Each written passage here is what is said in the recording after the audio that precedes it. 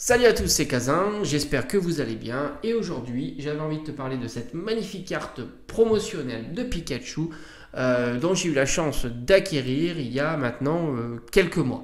C'est une magnifique carte promo du bloc épée bouclier SWSH 20 donc qui débutait le bloc épée bouclier et qui met à l'honneur à la fois Pikachu qui surfe sur cette vague, mais aussi les starters du nouveau bloc. Il faut savoir que ce coffret était, enfin du moins la carte promo était issue d'un coffret qui mettait en avant la deuxième série du bloc, à savoir Clash des Rebelles. Donc tu vois que Pikachu est entouré des différents starters, à savoir Wistempo, les Argus et Flambino.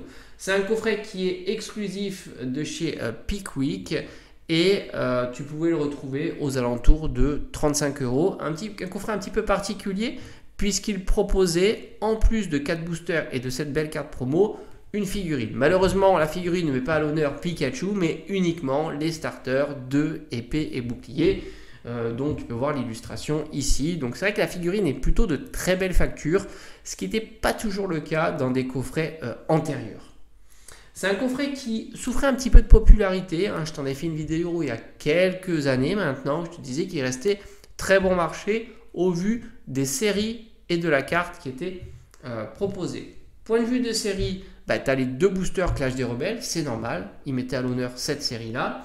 Mais tu retrouvais aussi un Soleil et Lune de base et évidemment le plus important, enfin le plus intéressant, surtout en 2025, c'est le booster Soleil et Lune Harmonie des Esprits. Donc oui, c'est sûr que maintenant, je pense que le coffret a bien progressé depuis. Mais là, on va se focaliser uniquement sur la carte promotionnelle qui, je trouve, reste encore abordable au vu de la popularité de Pikachu et du format qui est proposé, puisque à l'heure actuelle, alors moi j'avais eu la chance de l'avoir, je crois que c'était à une vingtaine d'euros et je considérais que c'était plutôt un très bon prix.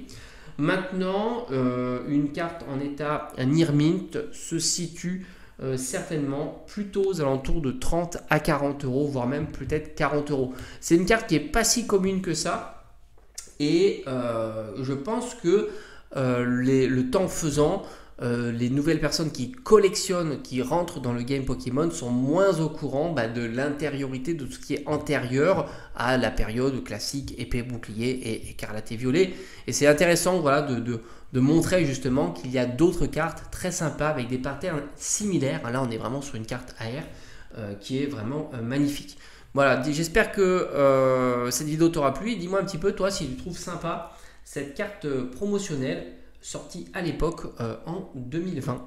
Allez, à bientôt.